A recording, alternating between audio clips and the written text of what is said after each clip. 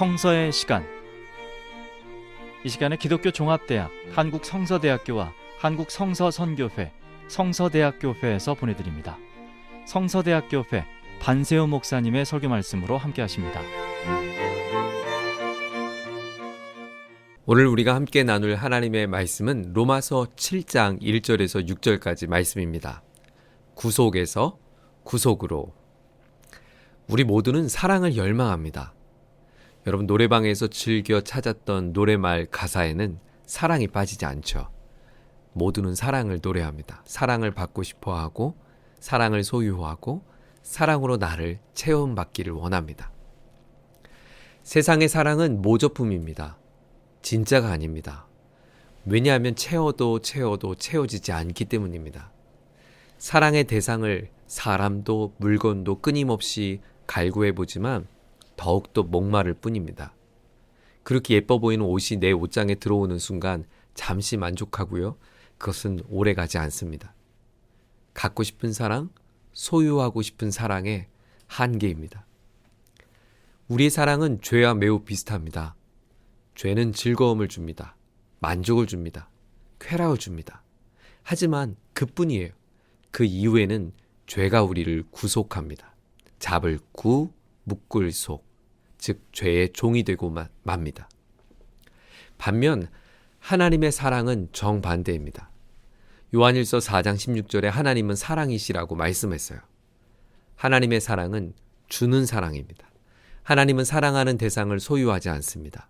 오히려 자신을 내어준 사랑. 하나님이 우리를 사랑하시기에 당신의 독생자 예수를 십자가에서 우리에게 내어주셨습니다.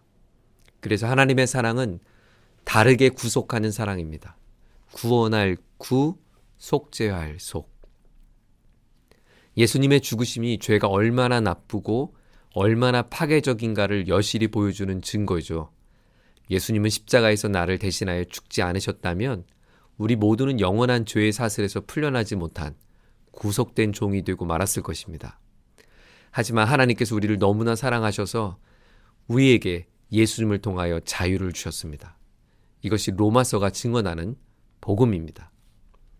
로마서 7장은 진짜 사랑, 이 복음이 왔기에 더 이상 가짜 사랑에 붙들려 살지 않아도 된다고 우리에게 일깨워줍니다.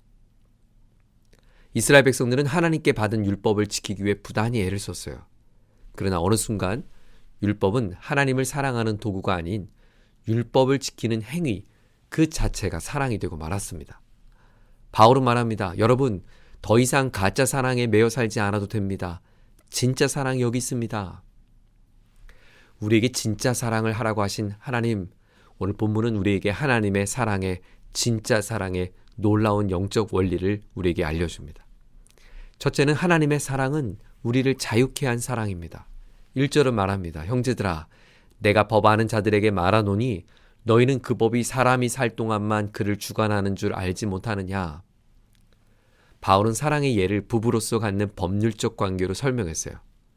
부부의 법은 서로가 살아있을 때만 효력을 발휘할 수 있겠죠. 만일 혼인한 배우자가 사망하면 어떨까요? 약속을 이행할 상대가 사라지고 말았으니까 법적인 지배를 받지 않게 됩니다. 3절은 이렇게 말하죠. 그러므로 만일 그 남편 생전에 다른 남자에게 가면 음녀라. 그러나 만일 남편이 죽으면 그 법에서 자유롭게 되나니 다른 남자에게 갈지라도 음녀가 되지 아니하느니라. 살아있는 동안 다른 배우자를 사랑하는 것, 이것은 간음이 되지만 사별한 뒤에는 법에서 자유롭게 될 수 있다는 것이에요. 배우자가 사별했으니까 이제 자유롭게 사랑하라 이런 말이 아니라 법에서 자유롭게 되는 과정을 설명해 주는 것입니다.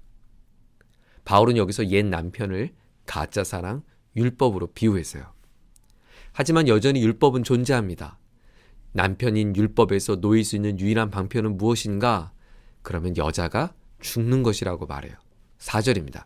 그러므로 내 형제들아 너희도 그리스도의 몸으로 말미암아 율법에 대하여 죽임을 당하였으니 이는 다르니 곧 죽은 자 가운데서 살아나신 이에게 가서 우리가 하나님을 위하여 열매를 맺게 하려 함이라. 내가 죽으면 옛 남편 율법에서 자유케 되는 것입니다. 그렇죠. 성도에게 죽음을 가져다 주는 것, 그것은 바로 예수의 십자가입니다. 그리스도의 십자가에서 내가 예수님과 함께 죽는 것입니다. 갈라디아서 2장 19절 이하에는 이렇게 말합니다. 내가 율법으로 말미암아 율법에 대하여 죽었나니 이는 하나님에 대하여 살려 함이라. 내가 그리스도와 함께 십자가에 못 박혔나니 그런즉 이제는 내가 사는 것이 아니요 오직 내 안에 그리스도께서 사시는 것이라. 내가 육체 가운데 사는 것은 나를 사랑하사 나를 위하여 자기 자신을 버리신 하나님의 아들을 믿는 믿음 안에서 사는 것이라. 내가 하나님의 은혜를 패하지 아니하노니 만일 의롭게 되는 것이 율법으로 말미암으면 그리스도께서 헛되이 죽으셨느니라. 바울은 이 비유를 통해서 그리스도와 함께 십자가에 못 박은 우리는 이제 가짜 사랑에서 자유케 되었다라고 선언합니다. 많은 분들이 율법과 복음의 관계에서 오해하는 것이 있어요. 이제는 더 이상 율법을 지키지 않아도 된다. 아니요. 잘못된 생각입니다.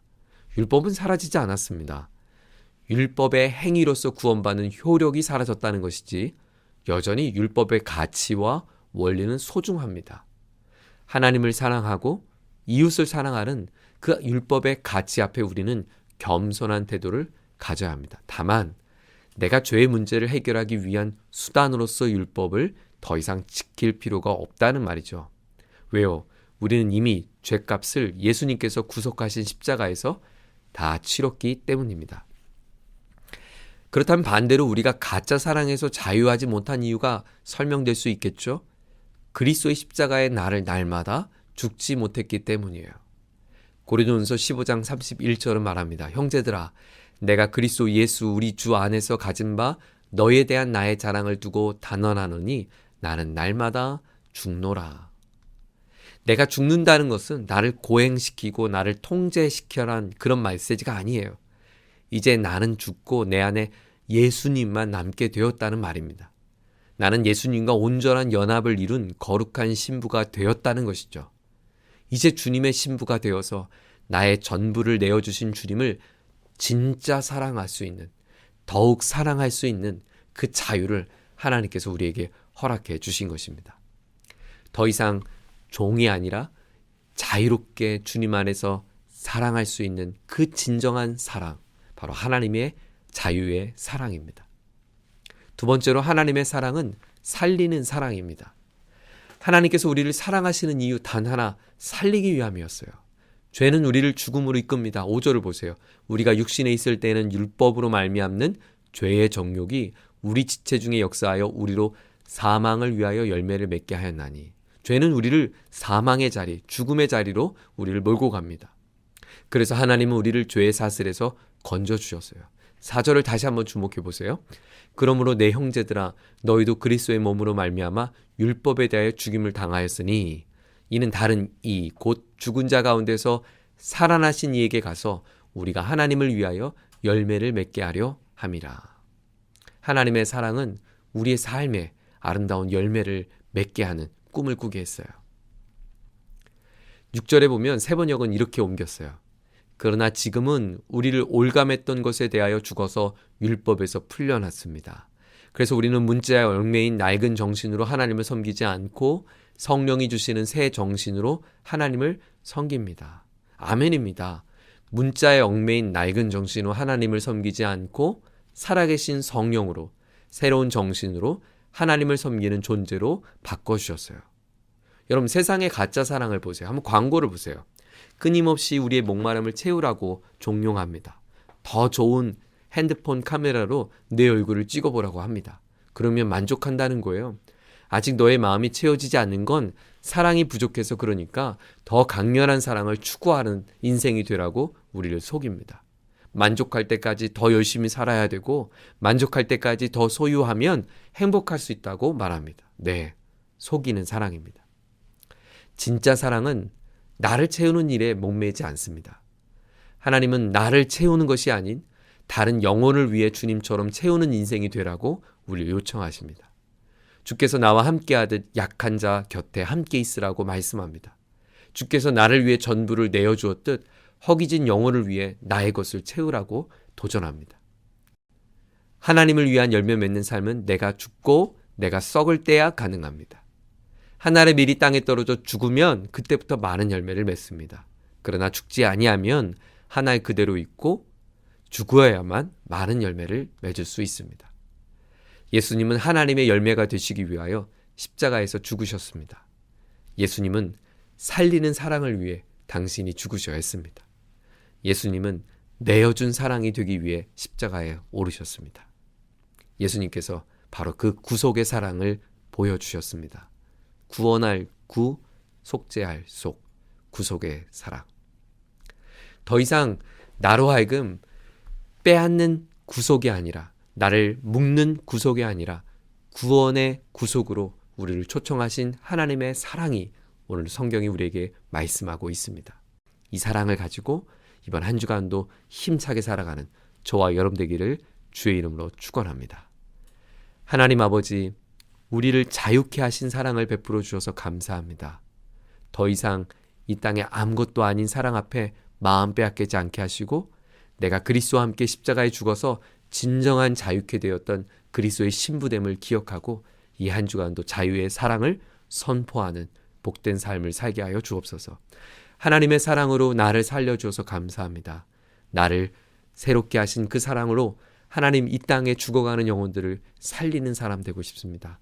나의 인생과 삶을 통하여 사람을 살릴 수 있도록 나를 사용하여 주옵소서. 예수님 존귀하신 이름으로 기도드립니다. 아멘.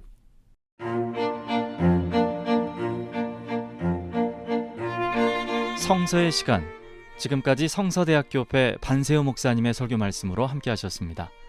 이 방송 들으시고 신앙생활에 도움받기 원하시는 분은 서울전화 02-936국에 9559번 936-9559번 성서대학교회로 연락하시기 바랍니다.